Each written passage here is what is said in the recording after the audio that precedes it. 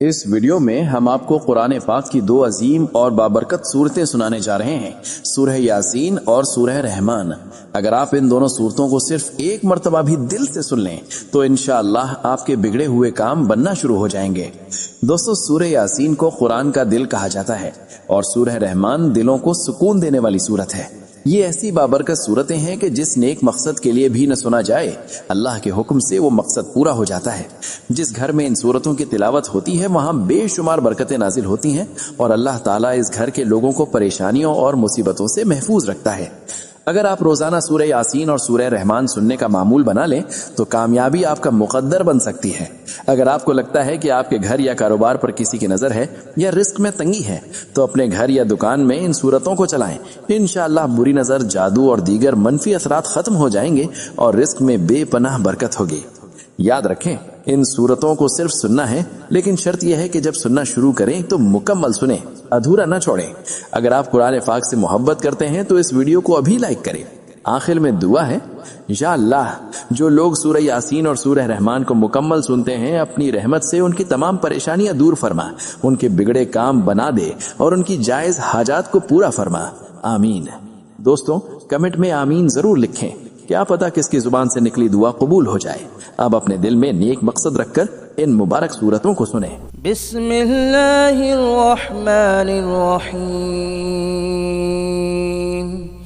यासीन वल कुरआनिल हकीम, इन्नका लमिनल मुरसलीन अला सिरातिन मुस्तकीम,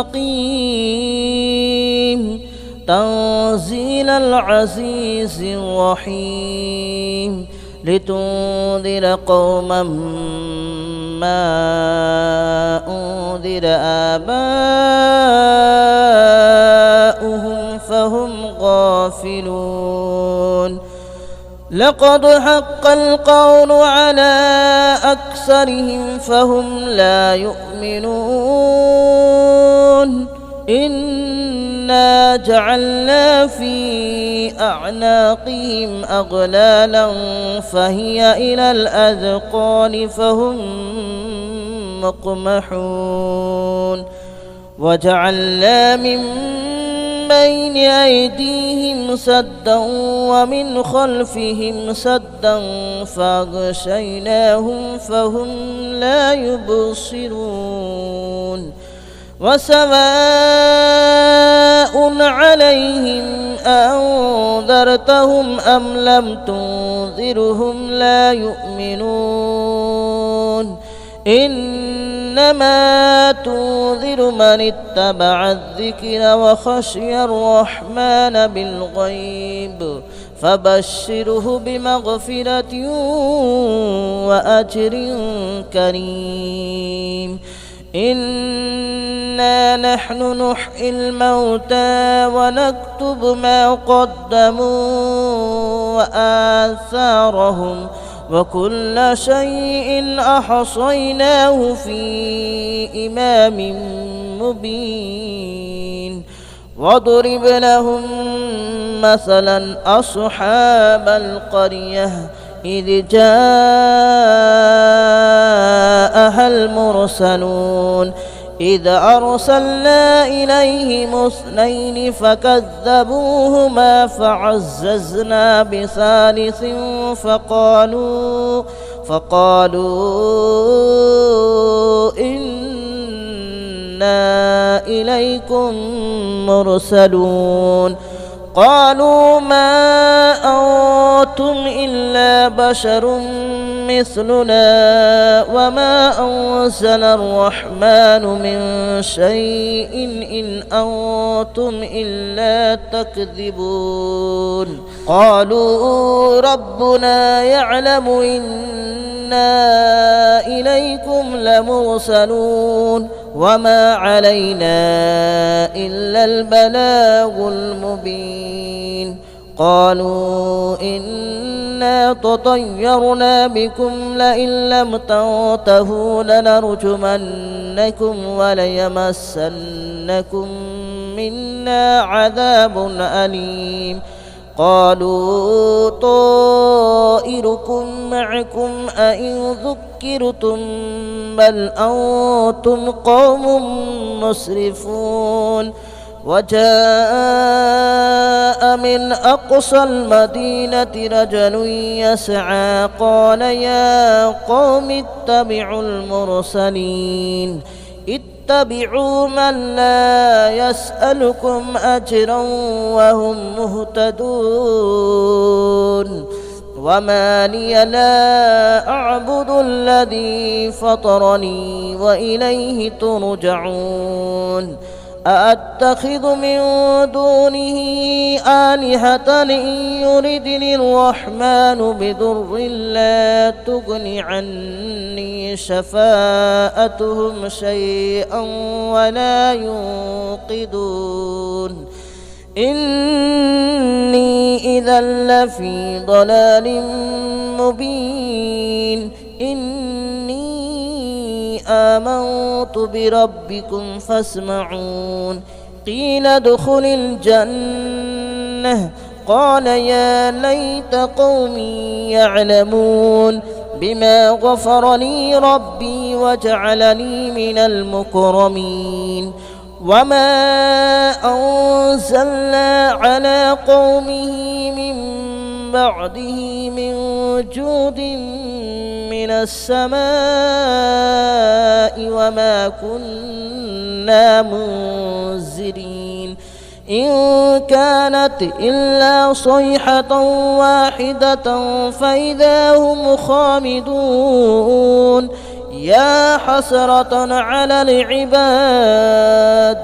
ما يأتيهم من رسول إلا كانوا به يستهزئون ألم يروا كم أهلكنا قبلهم من القرون أنهم إليهم لا يرجعون وإن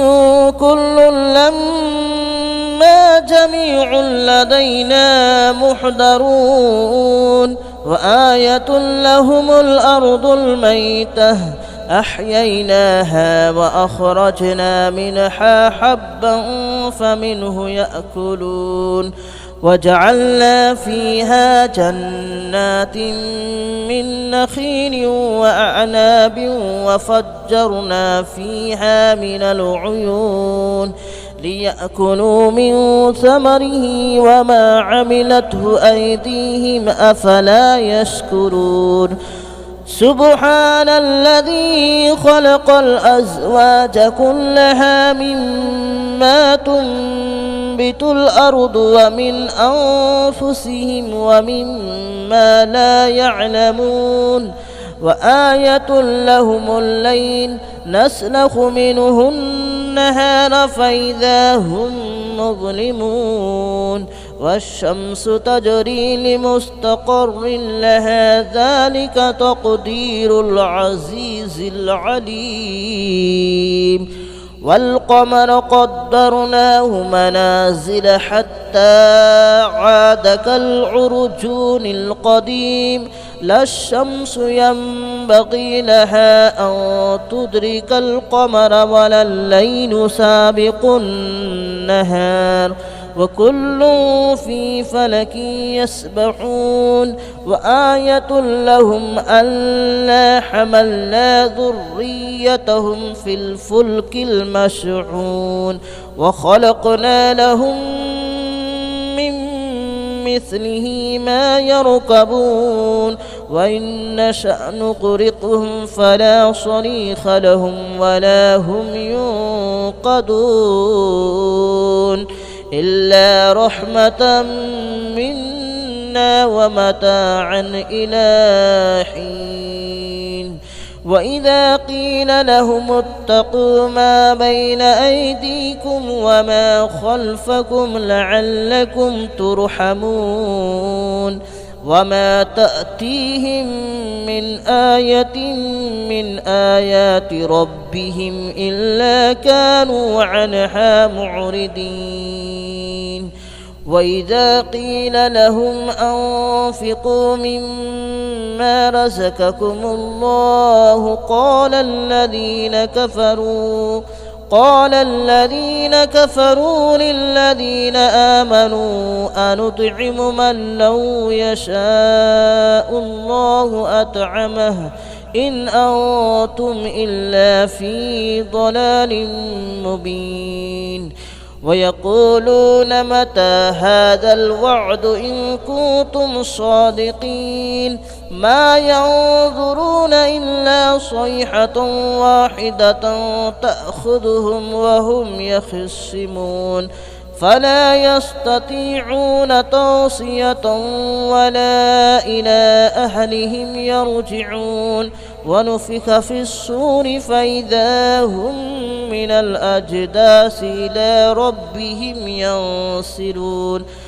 قالوا يا ويلنا من بعثنا من مرقدنا هذا ما وعد الرحمن وصدق المرسلون إن كانت إلا صيحة واحدة فإذا هم جميع لدينا محضرون فاليوم لا تظلم نفس شيئا ولا تجزون إلا ما كنتم تعملون إن أصحاب الجنة اليوم في شغل فاكهون هم وأزواجهم في ظلال على الأرائك متكئون لهم فيها فاكهة ولهم ما يدعون سلام قولا من رب رحيم وامتازوا اليوم أيها المجرمون ألم أعهد إليكم يا بني آدم ألا تعبدوا الشيطان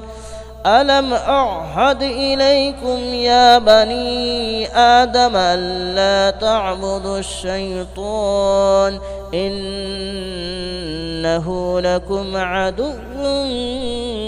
مبين وأن اعبدوني هذا صراط مستقيم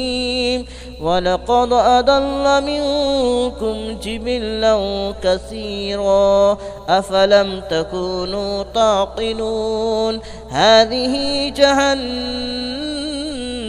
التي كنتم توعدون اصلوها اليوم بما كنتم تكفرون اليوم نختم على أفواههم وتكلمنا أيديهم وتشهد أرجلهم بما كانوا يكسبون ولو نشاء لتمسنا على أعينهم فاستبقوا الصراط فأنى يبصرون ولو نشاء لمسخناهم على مكانتهم فما استطاعوا مضيا ولا يرجعون ومن نعمره ننكسه في الخلق أفلا يعقلون وما علمناه الشعر وما ينبغي له إن هو إلا ذكر وقرآن مبين لينذر من كان حيا ويحق القول على الكافرين أولم يروا أنا خلقنا لهم مما عملت أيدينا أنعاما فهم لها مالكون وذللناها لهم فمنها ركوبهم ومنها يأكلون ولهم فيها منافع ومشارب أفلا يشكرون واتخذوا من دون الله آلهة لعلهم ينصرون لا يستطيعون نصرهم وهم لهم جند محضرون فلا يحزنك قولهم إن إنا نعلم ما يسرون وما يعلنون أولم ير الإنسان أنا خلقناه من نطفة فإذا هو خصيم مبين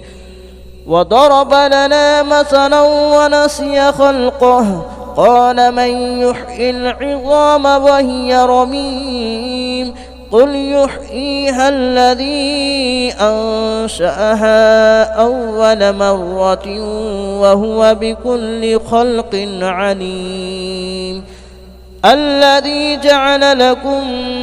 من الشجر الأخضر نارا فإذا أنتم منه توقدون أوليس الذي خلق السماوات والأرض بقادر على أن يخلق مثلهم بلى وهو الخلاق العليم إنما أمره إذا أراد شيئا أن يقول له كن فيكون فسبحان الذي بيده ملكوت كل شيء وإليه ترجعون بسم الله الرحمن الرحيم الرحمن علم القرآن خلق الإنسان علمه البيان الشمس والقمر بحسبان والنجم والشجر يسجدان والسماء رفعها ووضع الميزان ألا تطغوا في الميزان وأقيموا الوزن بالقسط ولا تخسروا الميزان والأرض وضعها للأنام فيها فاكهة والنخل ذات الأكمام والحب ذو العصف والريحان فبأي آلاء ربكما تكذبان خلق الإنسان من صلصال كالفخار وخلق الجان من مارج من نار فبأي آلاء ربكما تكذبان رب المشرقين ورب المغربين فبأي آلاء ربكما تكذبان مرج البحرين يلتقيان بينهما برزخ لا يبغيان فبأي آلاء ربكما تكذبان يخرج منهما اللؤلؤ والمرجان فبأي آلاء ربكما تكذبان وله الجوار المنشآت في البحر كالأعلام فبأي آلاء ربكما تكذبان كل من عليها فان ويبقى وجه ربك ذو الجلال والإكرام فبأي آلاء ربكما تكذبان يسأله من في السماوات والأرض كل يوم هو في شأن فبأي آلاء ربكما تكذبان سنفرغ لكم أيها الثقلان فبأي آلاء ربكما تكذبان يا معشر الجن والإنس إن استطعتم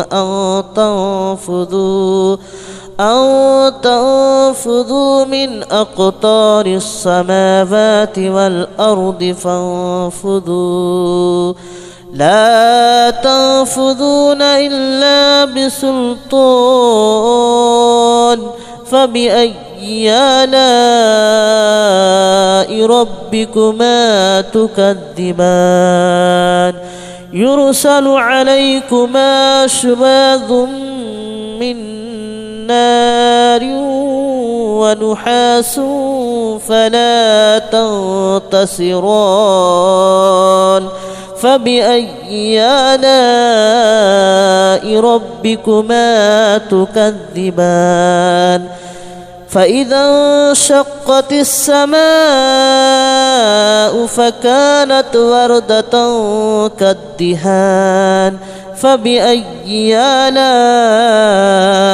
ربكما تكذبان فيومئذ لا يسأل عن ذنبه إنس ولا جان فبأي آلاء ربكما تكذبان يعرف المجرمون بسيماهم فيؤخذ بالنواصي والأقدام فبأي آلاء ربكما تكذبان هذه جهنم التي يكذب بها المجرمون يطوفون بينها وبين حميم آن فبأي آلاء ربكما تكذبان ولمن خاف مقام ربه جنتان فبأي آلاء ربكما تكذبان ذواتا أفنان فبأي آلاء ربكما تكذبان فيهما عينان تجريان فبأي آلاء ربكما تكذبان فيهما من كل فاكهة زوجان فبأي آلاء ربكما تكذبان متكئين على فرش بطائنها من استبرق وجنى الجنتين دان فبأي آلاء ربكما تكذبان فيهن قاصرات الطرف لم يطمثهن إنس قبلهم ولا جان فبأي آلاء ربكما تكذبان كأنهن الياقوت والمرجان فبأي آلاء ربكما تكذبان هل جزاء الإحسان إلا الإحسان فبأي آلاء ربكما تكذبان ومن دونهما جنتان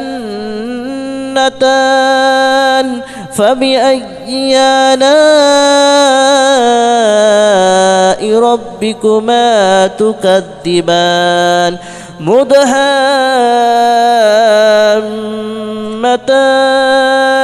فبأي آلاء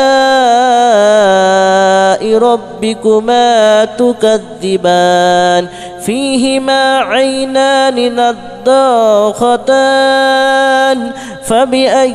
آلاء ربكما تكذبان فيهما فاكهة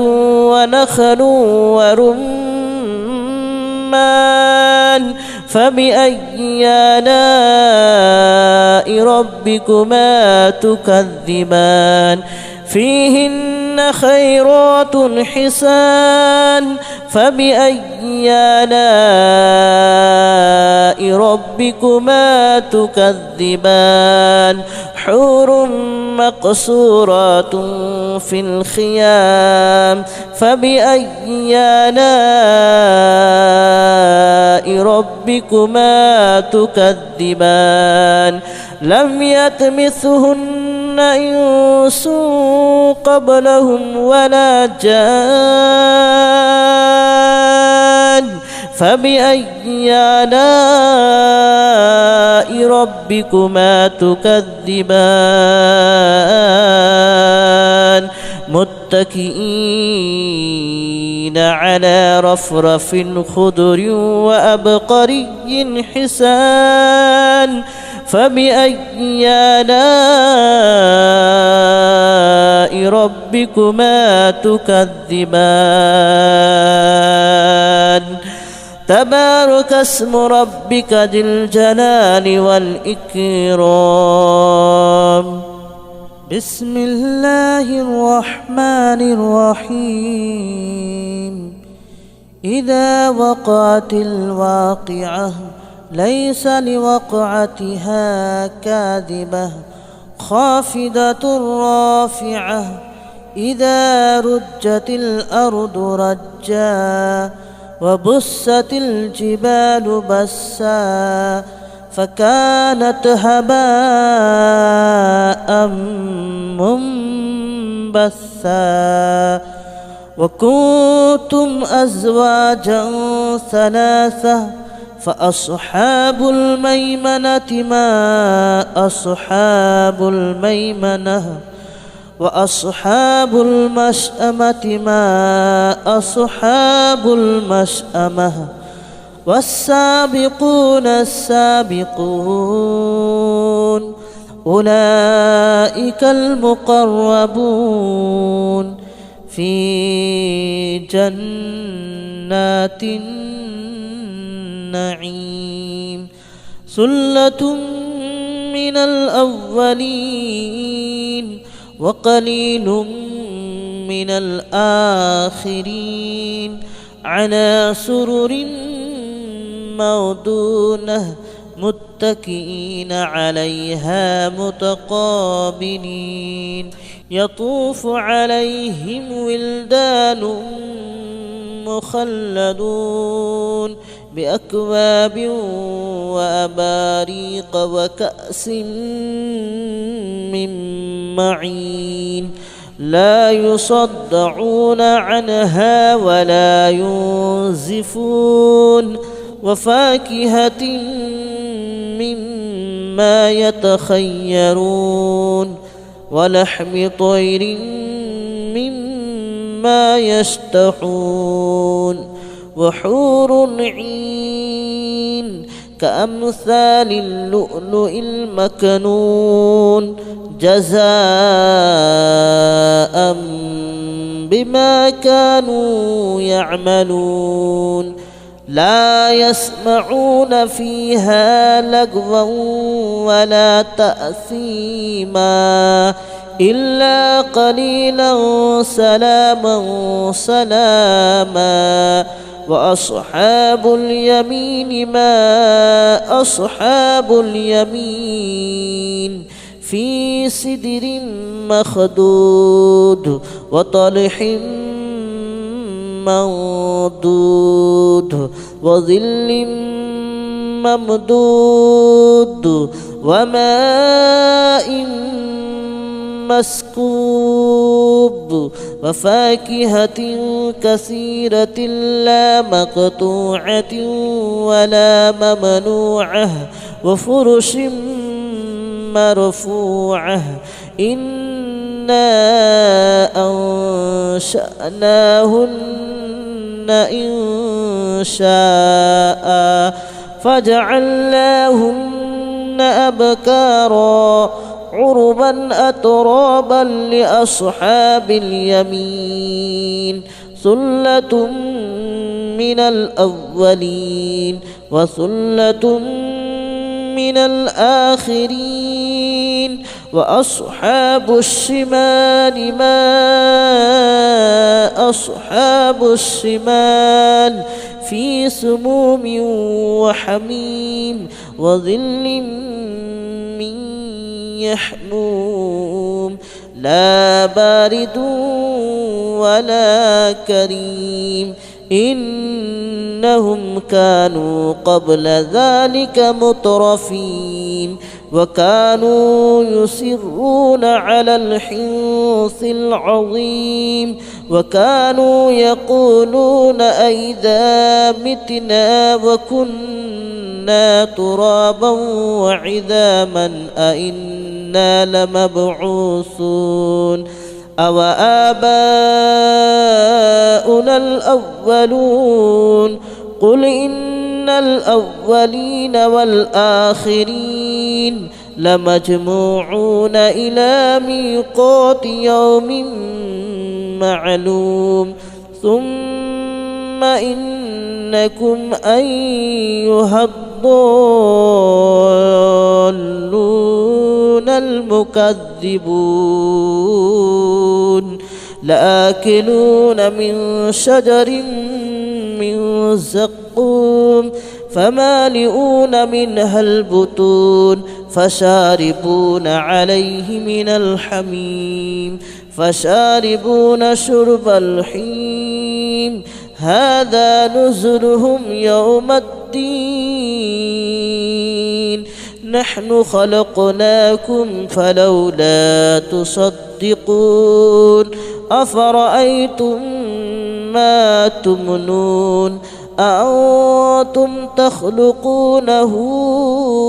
أم نحن الخالقون نحن قدرنا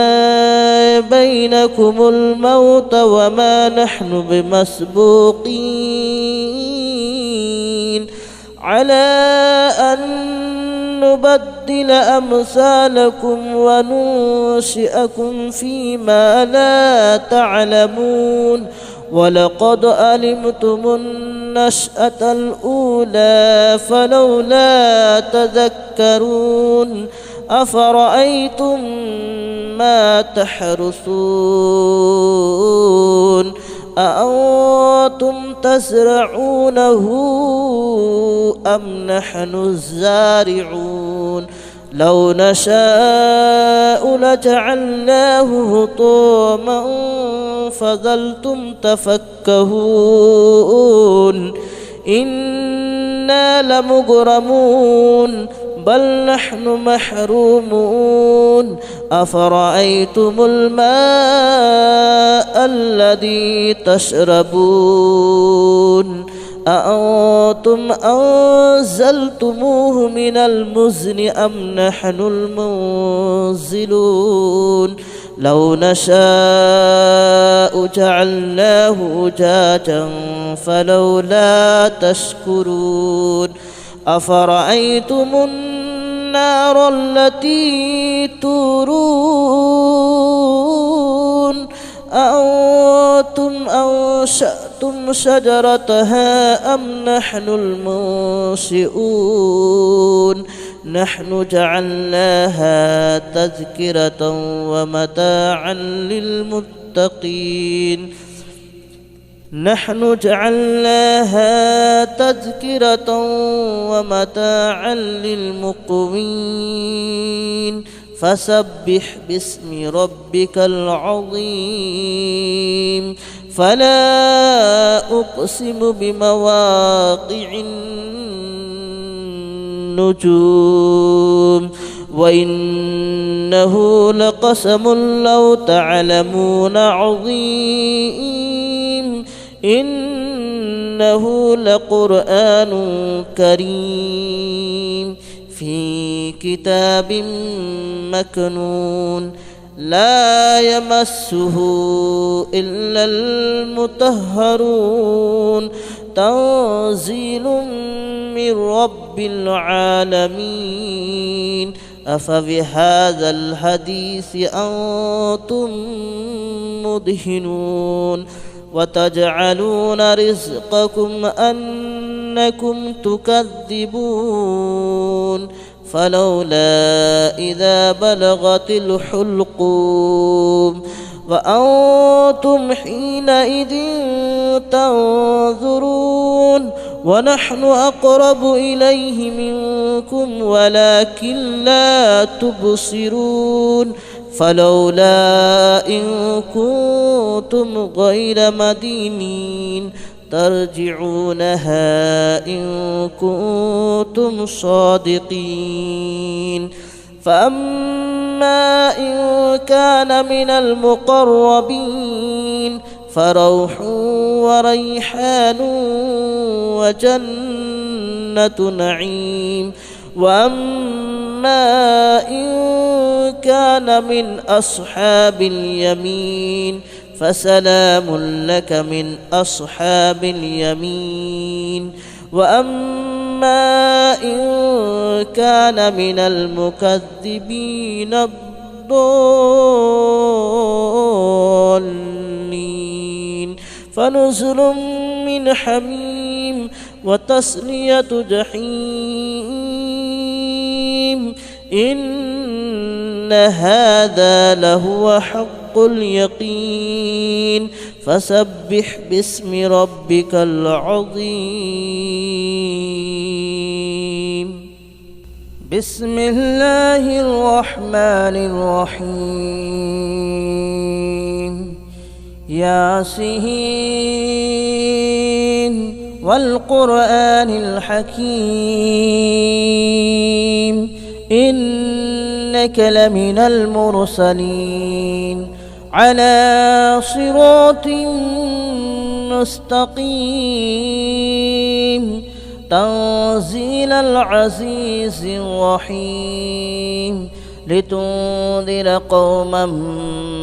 ما أنذر آباؤهم فهم غافلون لقد حق القول على أكثرهم فهم لا يؤمنون إنا جعلنا في أعناقهم أغلالا فهي إلى الأذقان فهم مقمحون وجعلنا من بين أيديهم سدا ومن خلفهم سدا فأغشيناهم فهم لا يبصرون وسواء عليهم أنذرتهم أم لم تنذرهم لا يؤمنون إنما تنذر من اتبع الذكر وخشي الرحمن بالغيب فبشره بمغفرة وأجر كريم إنا نحن نحيي الموتى ونكتب ما قدموا وآثارهم وكل شيء أحصيناه في إمام مبين واضرب لهم مثلا أصحاب القرية إذ جاءها المرسلون إذ أرسلنا إليهم اثنين فكذبوهما فعززنا بثالث فقالوا إنا إليكم مرسلون قالوا ما أنتم إلا بشر مثلنا وما أنزل الرحمن من شيء إن أنتم إلا تكذبون قالوا ربنا يعلم إنا إليكم لمرسلون وما علينا إلا البلاغ المبين قالوا إنا تطيرنا بكم لئن لم تنتهوا لنرجمنكم وليمسنكم منا عذاب أليم قالوا طائركم معكم أئن ذكرتم بل أنتم قوم مسرفون وجاء من أقصى المدينة رجل يسعى قال يا قوم اتبعوا المرسلين اتبعوا من لا يسألكم أجرا وهم مهتدون وما لي لا أعبد الذي فطرني وإليه ترجعون أأتخذ من دونه آلهة إن يردني الرحمن بضر لا تغن عني شفاءتهم شيئا ولا ينقذون إني إذا لفي ضلال مبين إني آمنت بربكم فاسمعون قيل ادخل الجنة قال يا ليت قومي يعلمون بما غفر لي ربي وجعلني من المكرمين وما أنزلنا على قومه من بعده من جود من السماء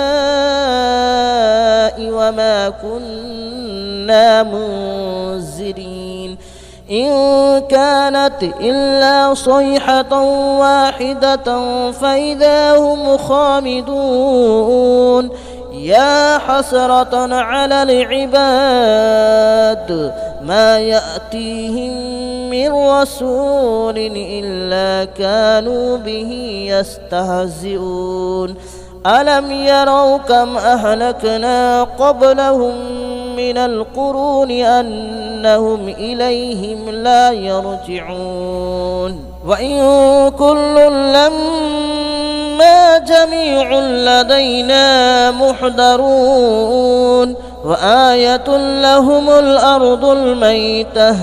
أحييناها وأخرجنا منها حبا فمنه يأكلون وجعلنا فيها جنات من نخيل وأعناب وفجرنا فيها من العيون ليأكلوا من ثمره وما عملته أيديهم أفلا يشكرون سبحان الذي خلق الأزواج كلها مما تنبت الأرض ومن أنفسهم ومما لا يعلمون وآية لهم الليل نسلخ منه النهار فإذا هم مظلمون والشمس تجري لمستقر لها ذلك تقدير العزيز العليم والقمر قدرناه منازل حتى عاد كالعرجون القديم لا الشمس ينبغي لها أن تدرك القمر ولا الليل سابق النهار وكل في فلك يسبحون وآية لهم ألا حملنا ذريتهم في الفلك المشحون وخلقنا لهم من مثله ما يركبون وإن نشأ نغرقهم فلا صريخ لهم ولا هم ينقذون إلا رحمة منا ومتاعا إلى حين وإذا قيل لهم اتقوا ما بين أيديكم وما خلفكم لعلكم ترحمون وما تأتيهم من آية من آيات ربهم إلا كانوا عنها معرضين وإذا قيل لهم أنفقوا مما رزقكم الله قال الذين كفروا للذين آمنوا أنطعم من لو يشاء الله أطعمه إن أنتم إلا في ضلال مبين ويقولون متى هذا الوعد إن كنتم صادقين ما ينظرون إلا صيحة واحدة تأخذهم وهم يخصمون فلا يستطيعون توصية ولا إلى أهلهم يرجعون ونفخ في الصور فإذا هم من الأجداث إلى ربهم ينسلون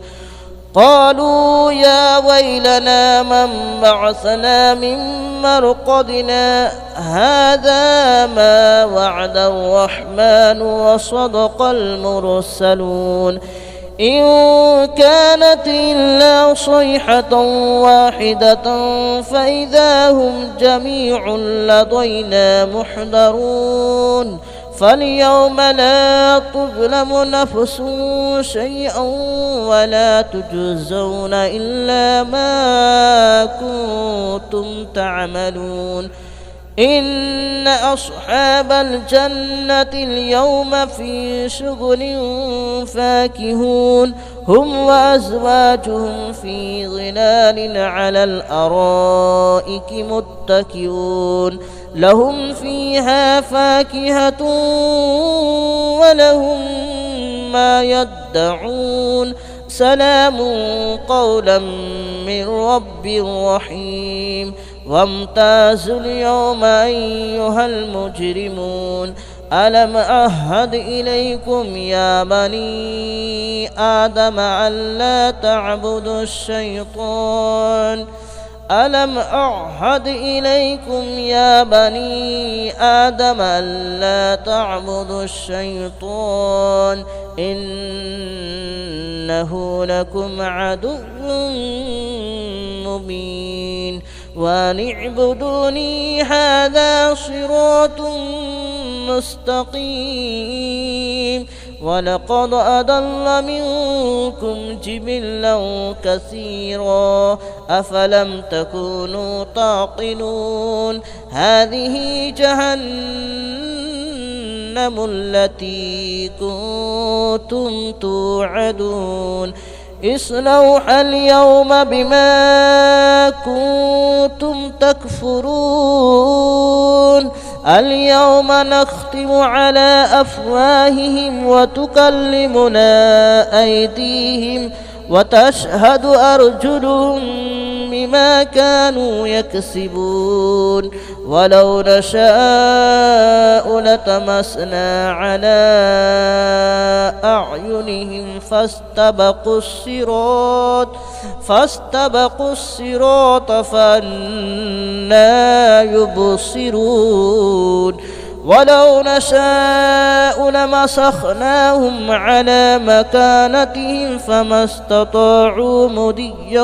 ولا يرجعون ومن نعمره ننكسه في الخلق أفلا يعقلون وما علمناه الشعر وما ينبغي له إن هو إلا ذكر وقرآن مبين لينذر من كان حيا ويحق القول على الكافرين أولم يروا أنا خلقنا لهم مما عملت أيدينا أنعاما فهم لها مالكون وذللناها لهم فمنها ركوبهم ومنها يأكلون ولهم فيها منافع ومشارب أفلا يشكرون واتخذوا من دون الله آلهة لعلهم ينصرون لا يستطيعون نصرهم وهم لهم جند محضرون فلا يحزنك قولهم إنا نعلم ما يسرون وما يعلنون أولم يرى الإنسان أنا خلقناه من نطفة فإذا هو خصيم مبين وضرب لنا مثلا ونسي خلقه قال من يحيي العظام وهي رميم قل يحييها الذي أنشأها أول مرة وهو بكل خلق عليم الذي جعل لكم من الشجر الأخضر نارا فإذا أنتم منه توقدون أوليس الذي خلق السماوات والأرض بقادر على أن يخلق مثلهم بلى وهو الخلاق العليم إنما أمره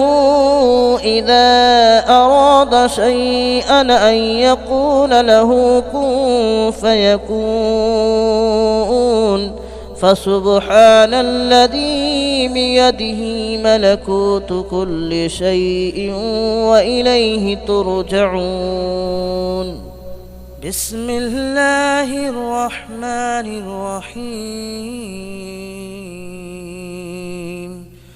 الرحمن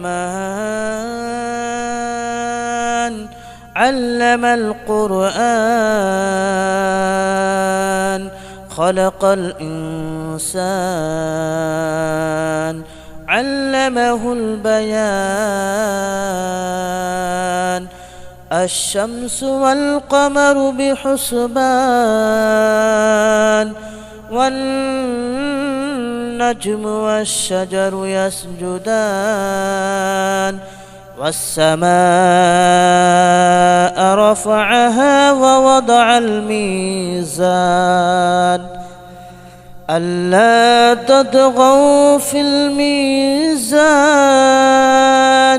وأقيموا الوزن بالقسط ولا تخسروا الميزان والأرض وضعها للأنام فيها فاكهة والنخل ذات الأكمام والحب ذو العصف والريحان